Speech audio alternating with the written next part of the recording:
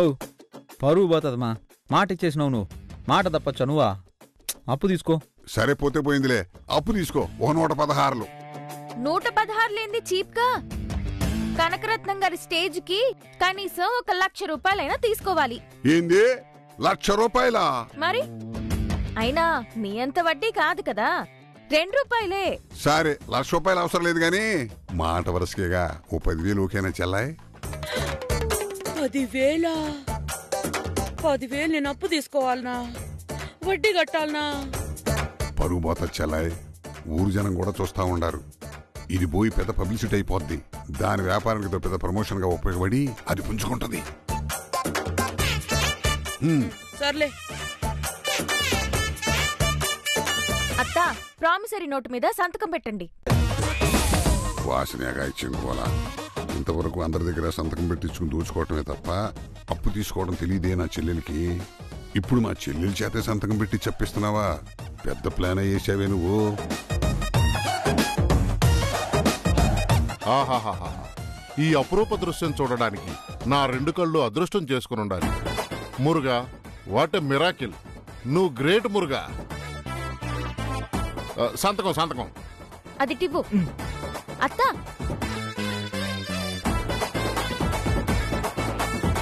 చూసుకో, నీ పేరే సంతకంగా పెట్టు. మళ్ళీ వేరే వాళ్ళ పేరు పెట్టకే.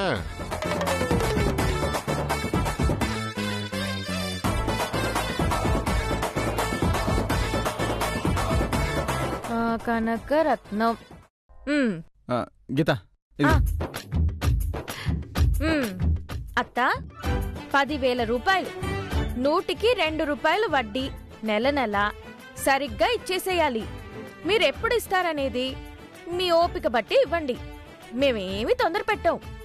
తీసుకోండి.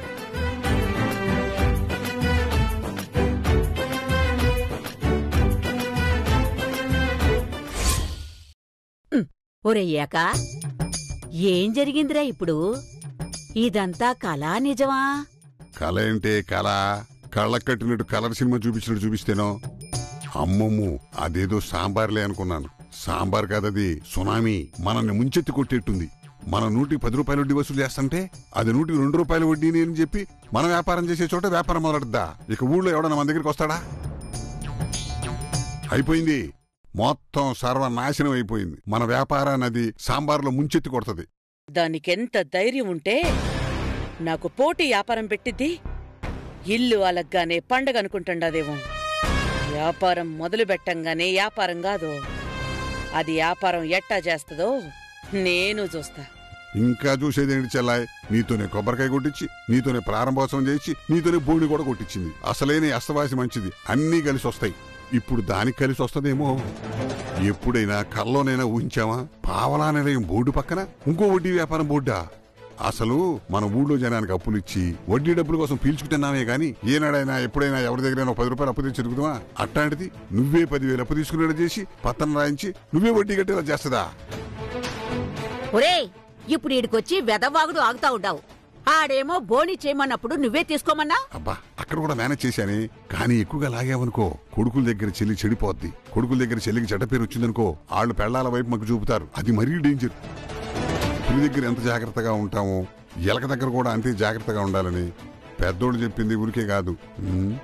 ఇదేం చేస్తుందలేని మనం నిర్లక్ష్యంగా ఉన్నాం. ఈ రోజు మన వ్యాపారాన్ని దెబ్బ కొట్టడానికి అది వ్యాపారం మొదలెట్టేసింది. కంపెనీ ప్రారంభోత్సవానికి ముందే అప్పులు తీసుకోవడానికి రెడీగా ఉన్నారంటే దాని వ్యాపారం ఎంత బలంగా పుంజుకుంటుందో చూసుకో. నాకెందుకు మన వడ్డీ వ్యాపారం దుకాణం కట్టేసే సమయం వచ్చేస్తుందనిపిస్తోంది. నోర్మీరా అపశకిన పక్షి. ఈ ఊళ్ళో మనతో పాటు వడ్డీ వ్యాపారం చేసేవాళ్లు, మనకంటే తక్కువ వడ్డీకి అప్పులిచ్చేవాళ్లు ఉన్నారు. కానీ మనకొచ్చే కస్టమర్లు మనకే వస్తారు, బయటికి ఆడికి పోరు. ఈ ఊళ్ళో నెంబర్ 1 వడ్డీ వ్యాపారం మందే. ఇదంతా పిల్ల పిచ్చుక, పేక పిచ్చికితే సచ్చిపడి ఉంటది. మౌ గమనుండా, ఇట్ట నిర్లక్ష్యంగా ఉండే ఇప్పుడు ఏడు దాకా వచ్చిండది. నో, దేన్నైనా పెరిగిన తర్వాత నరకాలనుకోవటం కరెక్ట్ కాదు. మొక్కలోనే తుంచేయాల. దీన్నెట్ట దెబ్బతీయాలో, ఎన్ని ముప్పు దుప్పలు పెట్టాలనో బాగా ఆలోచించు. ఆల్రెడీ మిషన్ ఆన్ చేసినా పని చేస్తా ఉండది. ఆ సాంబార్ని ఏడ తుంచేయాలో దాని వ్యాపారం ఏడ ముంచేయాలో కరెక్ట్గా ప్లాన్ చేద్దాం.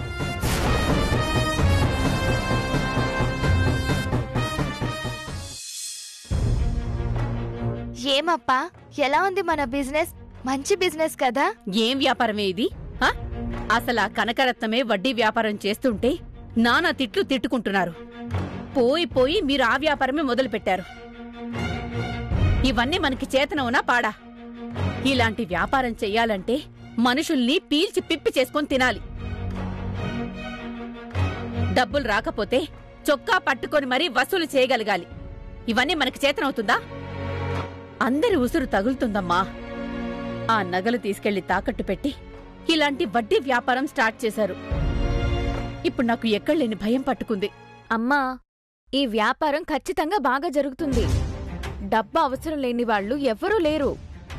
తక్కువ వడ్డీ అంటే మన దగ్గరికే వచ్చి తీసుకుంటారమ్మా. తీసుకునేవాడు సులభంగానే తీసుకుంటాడమ్మా. దాన్ని తిరిగి చెల్లించద్దు. ఆ డబ్బులు తిరిగి రాకపోతే ఎట్లా వసూలు చేస్తారు? ఆ వసూళ్లకి వాటికి గోవింద్ బాలాజీ ఉన్నారు కదా, వాళ్ళు చూసుకుంటారు. ఏంటి వాళ్ళా? భలే చెప్తున్నావే. అమ్మా గీత, నాకు ఇదిగానే ఉంది. నువ్వేదో వ్యాపారం మొదలు పెట్టబోతున్నావంటే తెలివైన దానివి కదా, ఏదో తెలివైన పనే చేయబోతున్నావు, మంచిదే చేస్తావులే అనుకున్నా. కాని ఇట్లాంటి వడ్డీ వ్యాపారం చేస్తావని కల్లో కూడా ఊహించలేదమ్మా. అరే, ఆలోచించకుండా వడ్డీ వ్యాపారం మొదలుపెట్టానా ఏంటి? మీరు నమ్మండి, మీకే తెలుస్తుంది. నెల తిరిగేలోపు మనం ఎంత సంపాదించగలమో, వ్యాపారం ఎంత వృద్ధిలోకొస్తుందో చూడండి. అక్క నగలు కూడా విడిపించేస్తాం. దాని నగలు విడిపించటం కాదే, అసలు మొత్తం నగలే తీసుకెళ్లి పెట్టావు. రేపు పరిస్థితి ఏమైనా తారుమారైతే అప్పుడేంటే? దాని బతుకేం సమాధానం చెప్తాం? దాని పెళ్ళెలా చేస్తాం? ఏం కాదమ్మా, మీరు నిశ్చింతగా ఉండండి. సరేనే, చెడెందుకు అనుకోవాలి? నువ్వన్నట్టు మంచికే అనుకుందాం. కాని నువ్వసలు ఈ వడ్డీ వ్యాపారం మొదలు పెట్టడం నాకెందుకో కరెక్ట్గా అనిపించడం లేదమ్మా. అసలే మీ అత్తగారు డబ్బు మనిషి. ఇప్పుడు ఆవిడింట్లోనే ఉంటూ తక్కువ వడ్డీకి వ్యాపారం మొదలుపెట్టావు. రేపు అప్పు తీసుకునే వాళ్ళందరూ నీకాడే తీసుకుంటారు, అందులో ఎలాంటి సందేహమూ లేదు. కాని దాంతో ఆవిడ వడ్డీ వ్యాపారం దెబ్బతిన్నది అని ఆవిడ నీమీద పగబట్టేస్తుంది. నువ్వు అనవసరంగా మీ అత్తగారిని రెచ్చగొడుతున్నట్టే ఉంది. పాటి ఏం కాదు, నిజాయితీగా న్యాయంగా ఈ వడ్డీ వ్యాపారం చేసి రాణించగలం. అంతంత వడ్డీలేసి జనాల్ని పీల్చి పిప్పి చేయాల్సిన పనిలేదు అని అత్తగారికి కూడా తెలిసొచ్చేలా చెయ్యాలి. ముందు ఆవిడ మనసు మార్చాలి. ఆవిడ చేస్తుంది తప్పని ఆవిడ తెలుసుకునేలా చెయ్యాలి. భలే చెప్తున్నావే. ఆవిడ మనసు మార్చాలంటే కసాయివాడికి ఉపన్యాసం ఇచ్చినట్టుంటది. ఇంటి పెద్ద కోడలు ఇంటికొచ్చి సంవత్సరం అయింది, అయినా కూడా వాళ్ల కార్యం జరిపించకుండా నిర్దాక్షిణ్యంగా బయటికి గెంటేయాలి అనుకుంటున్న మనిషికి ఇప్పుడు నువ్వు చేసే కార్యం వల్ల ఆవిడికి బుద్ధొస్తుంది అనుకుంటున్నావా? ఆవిడింకా రెచ్చిపోతుంది. నువ్వు చూస్తూ ఉండు. లేనిపోని సమస్యల్ని కొని తెచ్చుకుంటున్నావు గీదా. అమ్మా, సమస్యలొస్తాయి, రావని అనడం లేదు. ఆవిడకి ఖచ్చితంగా కోపం కూడా వస్తుంది. కాని ఒకటి ఆలోచించండి, ఆవిడకి నేను కూడా బాగా డబ్బు సంపాదించగలను, ఇంత పెద్ద ఇంటిని చూసుకోగలను అనే నమ్మకం కలగాలంటే నేను సంపాదించాలి. నమ్మకం వచ్చేసిన తర్వాత ఆటోమేటిక్గా ఆవిడ మనసు మారిపోతుంది. అసలంతెందుకు, ఇన్నేళ్లుగా అప్పిచ్చి వడ్డీ తీసుకోవడమే తెలిసిన మా అత్త ఇవాళ నా చేత్తో అప్పు తీసుకుని వడ్డీ ఇవ్వడానికి సిద్ధపడింది. ఇదే నా మొదటి గెలుపమ్మా. అమ్మ గీత, కుటుంబంలో గెలుపోటముల కోసం పోరాడితే లేనిపోని అహాలు పెరిగి మనస్పర్ధలు పెరిగిపోతాయి. ఎందుకో ఇది తెలివైన పని అని నాకు అనిపించట్లేదు. అప్పా ప్లీజ్, నన్ను నమ్మండి. నేననుకున్నది సాధించి చూపిస్తా. దిగాక మేమాత్రం చేయగలిగిందేముంది? చూద్దాం ఏం జరుగుతుందో.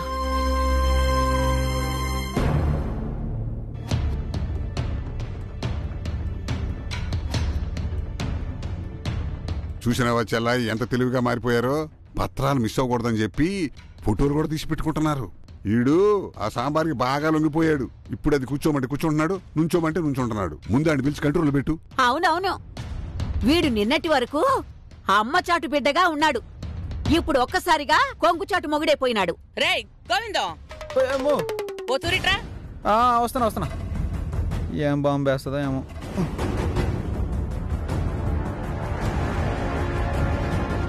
ఏమ్మా మీ నాయనేడి?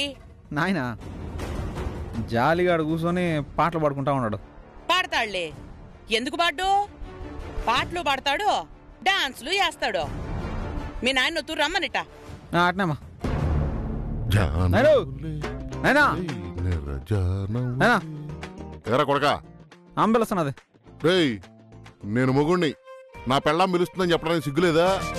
పెళ్ళాన్ని మొగుడి దగ్గరికి వచ్చి మాట్లాడమను.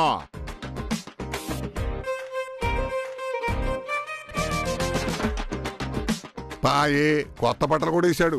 ఉన్న కాస కూడా పాయే. ఆగు, మా నాయన భయపడేదా? చూసావా ఈడెట్ట మాట్లాడుతూ ఉన్నాడో. అయ్యా నరసింహం గారు. ఏమండి కనకరత్నం గారు, మీరు కొత్త సినిమా చూస్తా చరిత్రని మర్చిపోయినట్టుండారు. ఓ తూరిటి రండి సార్.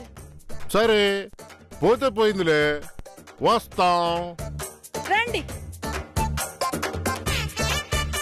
ఏమి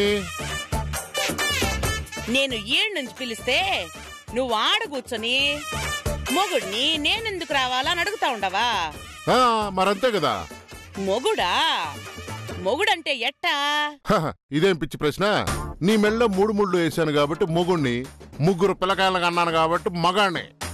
ఆహా, 3 ముళ్ళు వేస్తే మొగుడు, 3 పిల్లలు కంటే మగాడు. సరి, సంపాదిస్తేనే కదా మొనగాడయ్యేది. ఈ కుటుంబ యజమానిగా మొనగాడిగా నెలకి ఎంత సంపాదించి నా చేతిలో పెడతావు మరి? అంటే అది నీ కాడిప్పుడు నీళ్లు నమిలేదానికి కూడా గొంతులో తడి కూడా లేదు. నువ్వా ఆడ్నుంచి గొంతు పెంచి మాట్లాడుతుండావు. అంటే అది చూడు, తెల్లగుడ్డలేసి సోకులు చేసింది చాలు గాని మధ్యాహ్నం మమ్మల్ని పస్తులుండమంటావా? పోయి వంట చేయవా? వంట అది చెప్పినాను కదా. ఒకటి, సంపాదించి చేతిలో డబ్బులు పెట్టు, లేదంటే దానికి తగ్గట్టింట్లో పని చెయ్యి. నువ్వు సంపాదించి చేతిలో డబ్బులు ఎలాగో పెట్టలేవు గాని పోయి గరిటి తిప్పో. నిన్నంతా ఓ తిప్పుతాను అని వెళ్ళినాడుగా, ఇప్పుడేంది? తిప్పుతాను. ఒక మనిషి మంచి బట్టలు వేసుకుంటే కూడా వీళ్ళ కళ్ళు చల్లగా ఉండవు. తిప్పుతాను. ఏమబ్బా రైట్ పనుంది. ఏయ్, నేనిక్కడ మాట్లాడుతా ఉండాను కదా, యాడికి పిలుస్తా ఉండవు? నా మొగుడితో నాకు పనుంది. నేను నా మొగుడికి కొన్ని పనులు చెప్పాలి కదా. నేను కన్న తల్లినే, నాకు కొన్ని పనులుంటాయి. నేను పనులు కూడా చెప్పాలి. రేయ్, ఈ రోజు నుంచి మావ దగ్గర లిస్టు తీసుకొని మార్కెట్కెళ్ళి వసూలు చేసుకునిరా. ఎందుకు చేసుకొస్తాడు? ఈడ మా పనులుండాయి. మీ ఆయనకి మీరెట్టా పనులు చెప్తారో నేను కూడా నా మొగుడికి నా పనులు చెప్పుకోవాలి కదా. అంటే నా కొడుకు నా పనులు చేసేదానికి లేదా? సంపాదించాలన్నారు కదా, ఇప్పుడు ఆయన తరపున కూడా నేనే సంపాదిస్తున్నాను కాబట్టి నేను చెప్పే పనులు ఆయన చెయ్యాలి. రే గోవిందం, మీ అమ్మ మాట వింటావా లేదా? గోవిందం, పెళ్ళాం మాట వింటావా లేదా? చెప్పరా, చెప్పు. ఏం చెప్పేదా? ఇద్దరు మాట వింటా. రే ఈ డబల్ గేమ్ వద్దు, ఏదైనా ఒక మాట మీద నిలబడు. రేయ్ నేనెవరు మాట్లాడుతుండా? పెళ్ళ మాటనేనా? మరప్పుడు నువ్వేం చేయాలా? పెళ్ళ మాట వినాలిగా. అంటే నేను చెప్పినట్టు చేయవా? తప్పకుండా చేస్తానమ్మా. నేను ఖాళీగా ఉన్నప్పుడు చెప్తానులే. చాలే, మీ అమ్మతోటి కబుర్లు చెప్తూ కూర్చుంది చాలు. పోయి ముందు ఆ వంట సంగతి చూడు. ఇంకా కొత్త బట్టలు వేసుకుని టింగ్రంగా అని తిరిగింది చాలు. పోయి ఆ బట్టలు మార్చుకుని వంట సంగతి చూడు. ఏందేందేందేందేంది? నా కొడుకు పోయి వంట చేయాలనా? ఏమనుకుంటున్నావే నువ్వు? ఆడు నా కొడుకు, మగాడు. ఓయ్, ఇందాక నేను మగాడిని చెప్పిన డైలాగ్ పోయి వంట చేయమన్నావు, వాడికి మాత్రమేంది? నీ కొడుకు మగాడు కాబట్టే నేను పెళ్లి చేసుకున్నాను. కానీ సంపాదించి మొనగాన్ని చూపించలేదు కదా. ఇప్పుడు పెట్టుబడి పెట్టి వ్యాపారం చేస్తుంది నేనే కదా. నేను వ్యాపారం చేస్తున్నప్పుడు నా మొగుడు కూర్చుని ఏం చెయ్యాలా? ఆడితో పనులన్నీ చేయించుకుంటా ఉండావు గదే నీ వ్యాపారానికి. పత్రాలు రాస్తున్నాడు, ఫోటోలు తీస్తున్నాడు, ఏదేదో చేస్తా ఉండాడు. అవన్నీ చిన్న చిన్న పనులు. అయినా నా మొగుడికి ఏం పనులు చెప్పాలి, ఏం పనులు చెప్పకూడదు అనేది నేను డిసైడ్ అవ్వాలి, మీరు కాదు. ఏమబ్బా? ఇప్పుడంటే ఇంకో అరగంటలో వంట రెడీ అయిపోవాలి. అసలే చాలా ఆకలి మీద ఉన్నాను. కొంచెం మంచిగా చూసుండు. సరుకులున్నాయి కదా అని దుబారం చేసే మాకు చూసి కొద్ది కొద్దిగా వాడు. అవతలోళ్ళని చూసి మనం కూడా నేర్చుకోవాలి. మనకిన్నాళ్ళు తెలియక విచ్చలవిడిగా ఖర్చు పెట్టేస్తున్నావు. ఇప్పటి నుంచి పైసా పైసా కూడబెట్టాలి. మనం కూడా డబ్బులు ఎక్కువ ఇది చెయ్యాలి. ఓయమ్మా, ఇదేందిదే? నా కోడలు కూడా పిసినరైపోతుందా? సరే, అట్నే చూసి వండతాలే. చూసి వండేది కాదు, నూనె చూపించి వండాలి. ఓ అని పోసేకు. ఒరే ఒరే, సిగ్గులేదరా నీకు? నీ పెండ్లం వండమంటే పొయ్యి వండుతానంటావా? పెళ్ళని చెప్తే ఏనాలన్నారు ఎవరా? నేను పోతా. పోతా పోతా అని ఇంకా ఇక్కడే నిలబడి ఉంటావేంది? పోతాండా. ఏయ్, యాడికి? బట్టలు మార్చుకోపో. కనకం, నేను కూడా పోయి మార్చుకోమంటావా బట్టలు? ఏదో ఒకటి మార్చుకోబా.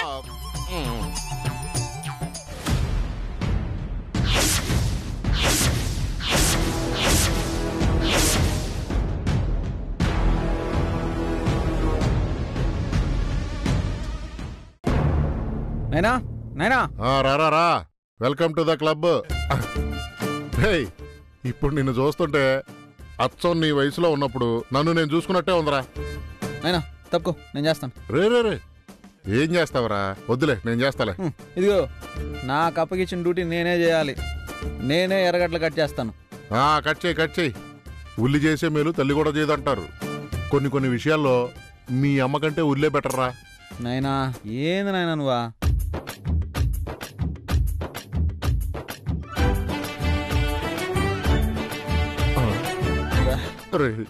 చూసిరావా, ఇట్టా వంటగదిలోకి వచ్చి ఆడవలసి వస్తుందని ఎప్పుడు అనుకోలేదురా నిన్ను చూసి.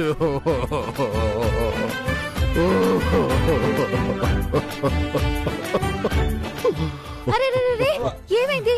ఎందుకు ఏడుస్తున్నారు?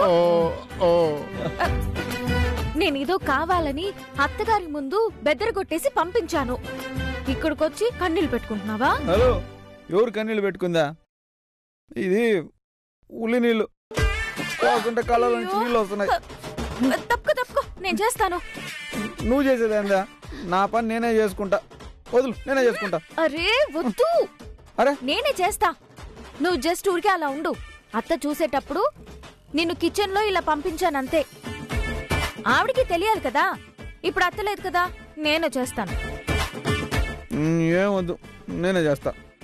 ఏంటి ఇప్పుడు నేను వంట చేయమన్నానని చెప్పి రోషన్తో ఇలా చేస్తున్నావా? లేదు గీత, మా నాయన మగాడయ్యుండి ఈ వంటగదిలో 30 ఏళ్ళుగా వంటలు చేస్తా ఇంటిల్ల పాదికి 3 పూట్ల ఆకలి తీర్చినాడు. ఎప్పుడు ఆయన వంట చేస్తున్నానా అని బాధపడింది నేను చూడలేదు. అమ్మ ఎట్టు ఉంటున్నా, ఏం చేసినా మా నాయన మాత్రం పూటకి ఏం కావాలా ఏంటి అని దొంగచాటుగా అన్నీ చేసి పెట్టి మా ఆకలి తీర్చేవాడు. అటండి మా నాయనకి నేను కనీసం 3 పూట్లైనా నా చేత్తో వండి పెట్టి ఆ రుణం కొంచెమైనా తీర్చుకోవాలి కదా. సరే, నీ కోరిక ప్రకారమే చేద్దు. నువ్వు మొదటి రోజే ఇబ్బంది పడొద్దు. ఈ వంటలు అవి చేయడం నీకు చేత కాదు. ఏదో ఉల్లిపాయలు టమాటాలు అంటే కట్ చేసి పాడేస్తావు గాని ఆ తర్వాత వంట మొత్తం పాడైపోతుంది. నేను చేసి పెడతానులే. లేదు అయినా నాకు వంట చేయడం నేర్పించవా ఏంది? నేర్పిస్తానురా, ఎందుకు నేర్పించను? ఇప్పుడు మగాడు అనేవాడు 43తో సమానం. మనం వంట చేయకపోతే ఎవడు చేస్తాడు? మనకన్నా బ్రహ్మాండంగా ఉండేవాడు ఎవ్వడూ లేడు. నువ్వు సూపర్గా వండేద్దు గాని నేను చెప్తా, దాన్ని బట్టి ఫాలో అయిపో. ఇప్పుడు ఉల్లిపాయలు కట్ చేసినావు కదా, ఆ టమోటాలు కూడా కొన్ని కట్ చేసి ఉన్నాయి, ఇంకొన్ని కట్ చేయి. ఏం కూర చేద్దామంటావు? నువ్వే చెప్పాలి నాయనా, ఏం కూర చేస్తే బాగుంటుంది? వంకాయలు ఉన్నాయి, బెండకాయలు ఉన్నాయి. మన ఇంట్లో చికెన్లు అలాగే ఉండవు కదా, వాటినే చికెన్ అనుకొని ఆ రుచి వచ్చేలాగా వండుకోరు మరి. ఏంటి మామా, ఏంటి మీ కబుర్లు? మీ కొడుకుని ఇక్కడ వంట చేయమని చెప్పి పంపిస్తే మీరిక్కడ టైం పాస్ చేసుకుంటున్నారా ఏంటి? మీ అబ్బాయి బదులుగా మీరు వంట చేసి పెట్టి మేనేజ్ చేద్దాం అనుకుంటున్నారా? అవన్నీ కుదరవు.